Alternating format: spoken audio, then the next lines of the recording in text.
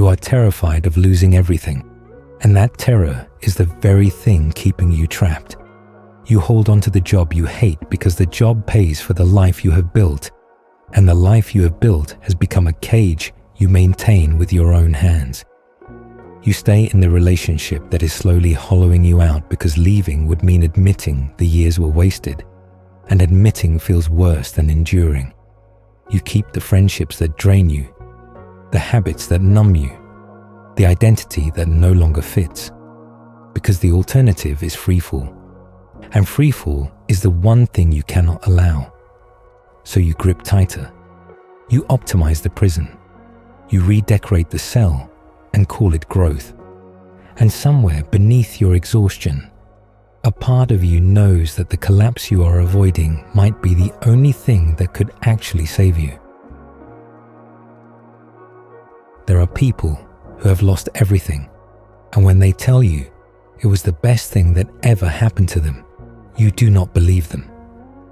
You think they are performing gratitude, saying what survivors are supposed to say, reframing tragedy because the alternative is too bleak. But some of them mean it. Some of them are not performing. They are reporting from the other side of something you have never experienced. The strange liberation of having nothing left to protect. You cannot understand this because you are still protecting, still gripping, still believing that the things you are holding on to are keeping you alive when they may be the very things keeping you from living. You have built a life that looks like success and feels like suffocation, and you do not know how to escape without burning it down. The mortgage requires the salary requires the job requires the performance of a self you no longer recognize.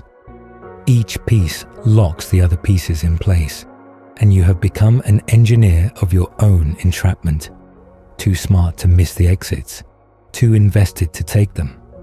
You fantasize about collapse sometimes, not suicide, nothing that dark, just an external force that would make the decision for you, a layoff, an illness, something that would give you permission to stop.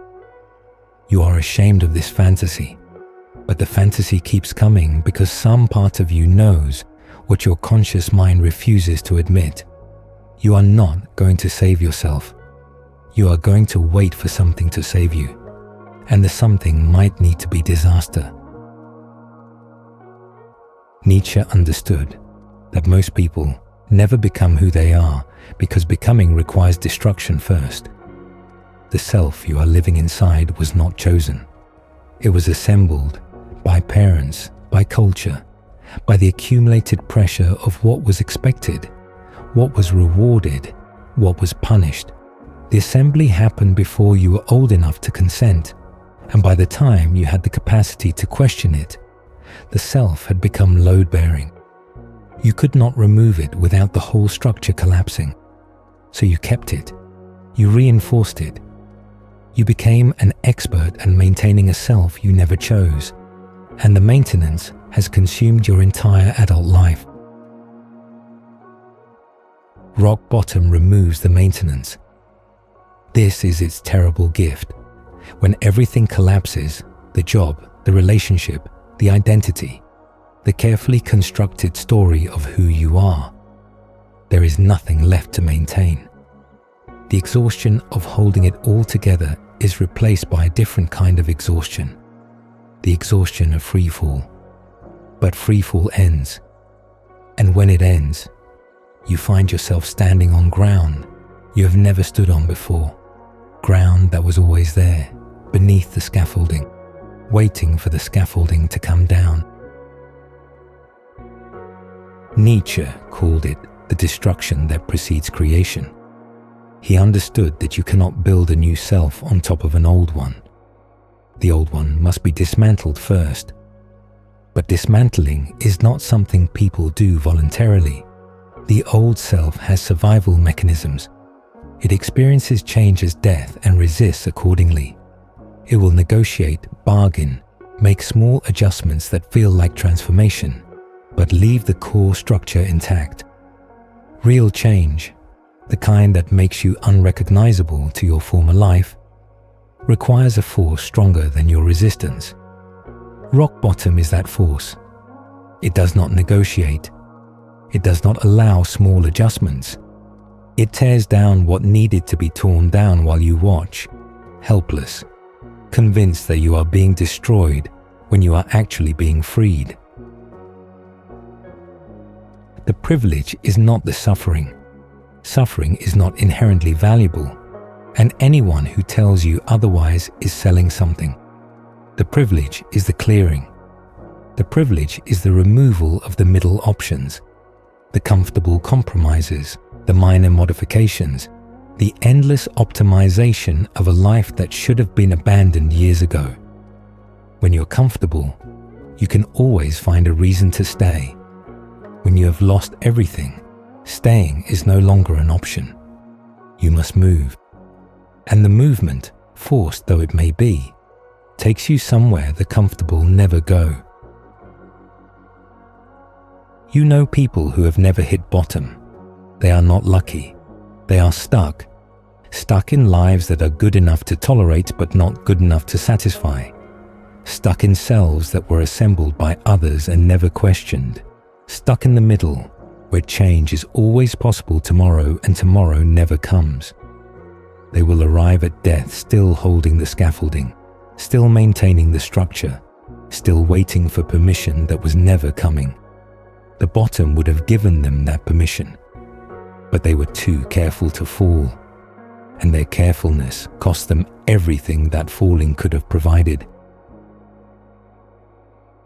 Nietzsche spoke of Amor, Fati, the love of fate, not the tolerance of fate, not the acceptance, the love.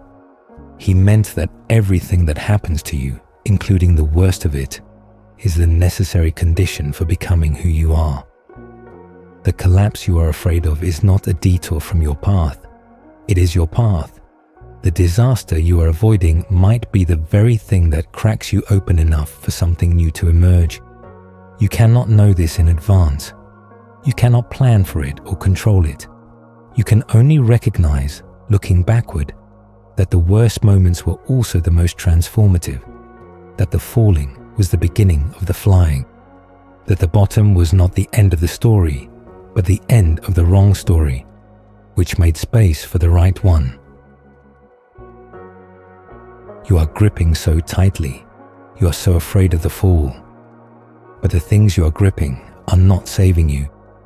They are burying you slowly, comfortably, with your full cooperation. You are choosing slow suffocation over sudden freefall, because suffocation is familiar and freefall is not. But familiar is not the same as good. And the freefall you fear might last only a moment before you discover that you have wings you never knew about. Wings that only work when there is nothing left to stand on. Rock bottom is not a punishment. It is not evidence that you have failed. It is an invitation, brutal, unwanted, impossible to ignore, to stop being who you were told to be and start discovering who you actually are. The invitation does not come to everyone. Some people are too protected, too padded, too surrounded by safety nets that catch them before they can fall far enough to transform. They are not blessed. They are cheated. Cheated of the encounter that would have shown them what they are made of. Cheated of the destruction that precedes all genuine creation. You may be falling right now. You may be watching everything you built come apart and believing that this is the worst thing that has ever happened to you. It is not. This is the best thing. You just cannot see it yet. But you will. On the other side of the bottom, where the ground is clear and the building can finally begin.